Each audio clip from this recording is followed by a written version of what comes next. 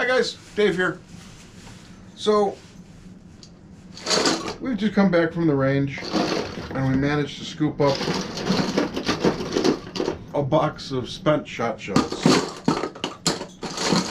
thinking, well, gee Dave, why did you go and scoop up a box of those things? Because I want to take them from this fired condition back to their reloaded and iron unfired condition. And we're going to do that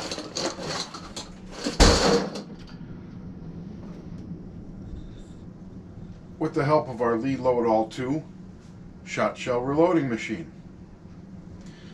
Now, these shot shells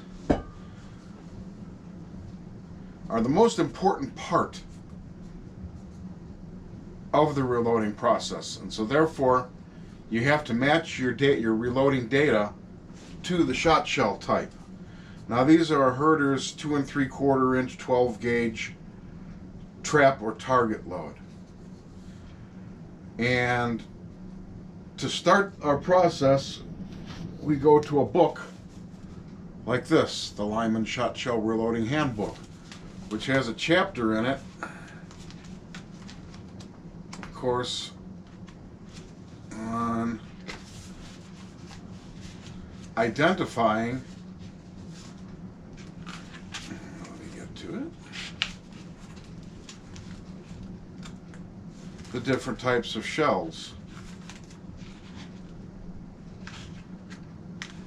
And they show you these interesting cross-section drawings of the types of shells.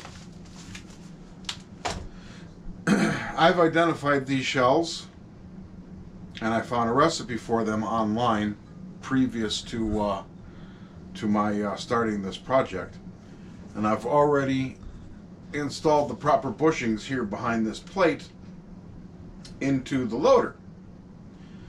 That being said, you should still check your powder and your shot charge, and we can do that with the help of our little friend, the digital scale. So what I'm going to do, I'm just going to put the scale on the bench here, and I'm going to turn it on.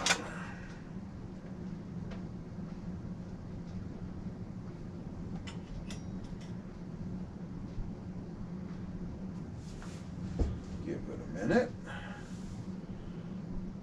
Then I'm going to zero it.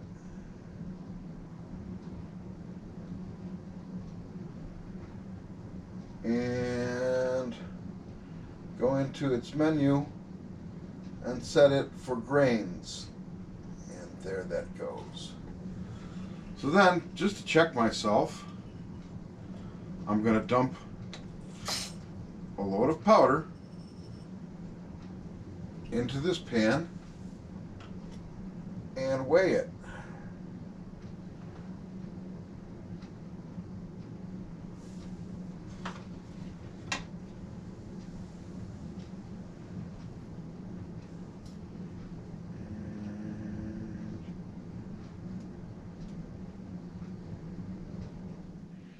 We come out with, oh, let me let this steady.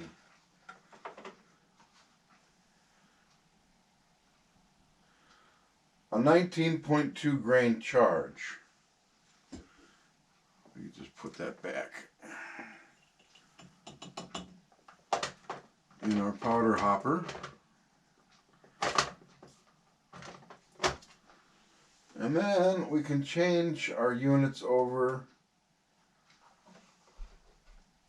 to ounces.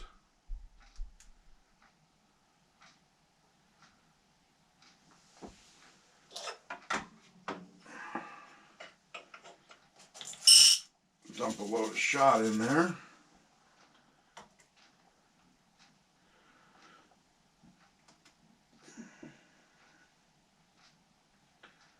And we come out with 1.3, so that's about an ounce and an eighth of shot. which is what we were hoping for. And that is all determined by the use of these different bushings. The smaller bushings are your powder bushings, and the larger bushings are your shot. And they're all different numbered, all different types. And those have already been pre-installed. I'm not going to show you how to set this press up to do what we're doing. I'm just giving you a basic rundown on how it's done. Now, the first step that we need to do to bring this cartridge, this shell back into spec, is to resize it and remove this guy here, the primer. And that is done in the first step with this resizing ring. We just stick this right over the shot cartridge. Stick it into station number 1.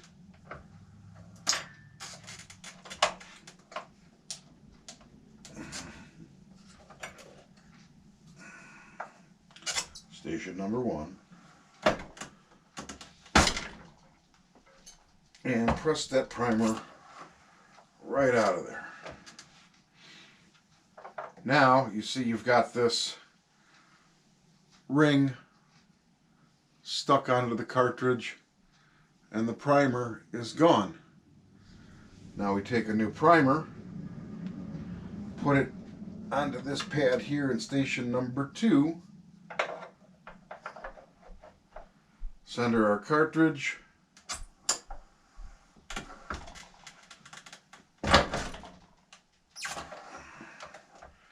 press that down, the sizing ring releases, and we now have a brand new primer inserted. Then we come over to station 3.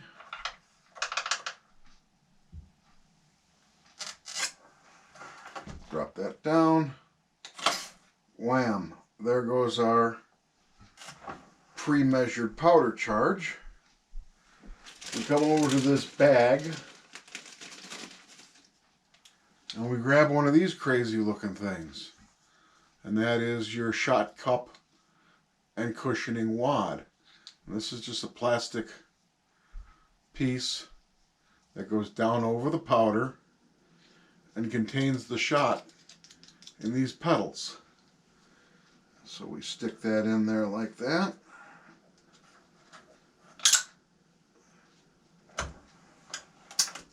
And press her home. Swap our powder, swap the bar over, and that is now dropped our shot. I'll let you guys take a look at that. There it is, see? All loaded up. Now, station 4 starts our crimp, and you've got 2 crimp types. You've got a 6-petal crimp and an 8-petal crimp. On the Lee, the front station here is for an 8-petal crimp. These are European produced cartridges, and the Europeans use a 6-petal crimp. So what you want to do is you want to get one of these pointy edges facing towards you, put it into the station like that, and come down and hold that for about, I'd say 10 seconds or so, which I think that's probably been about 10 seconds. Now you see, that started our crimp. And then you come over here to the last station, you get that lined up.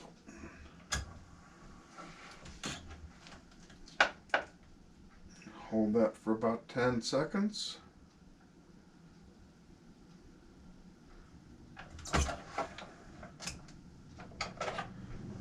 And you end up with a perfect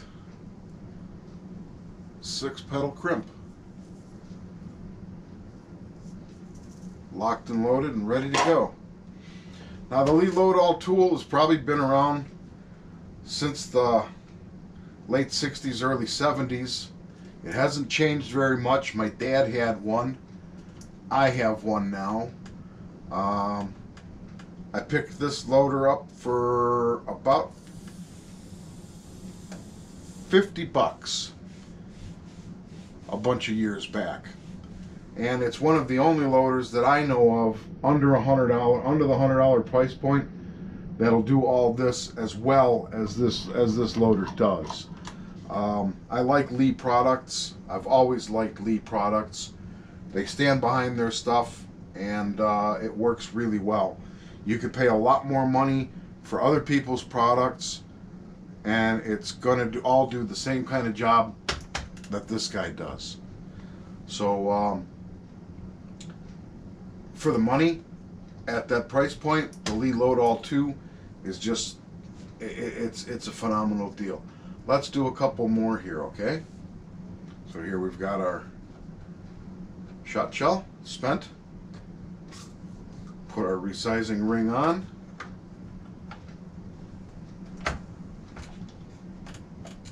Line her up.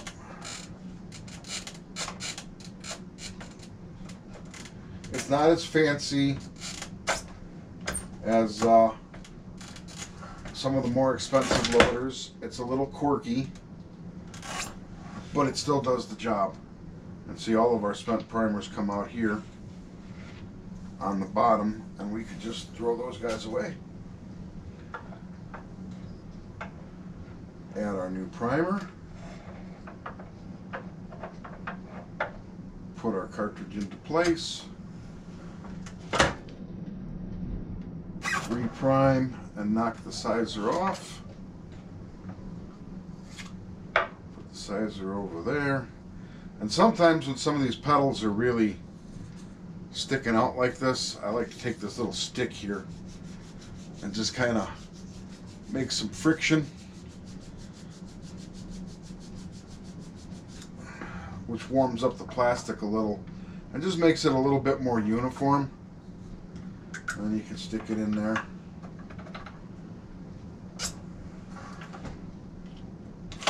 There's our powder.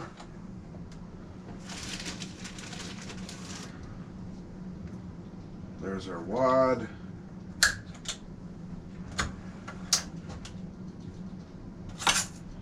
There's our shot.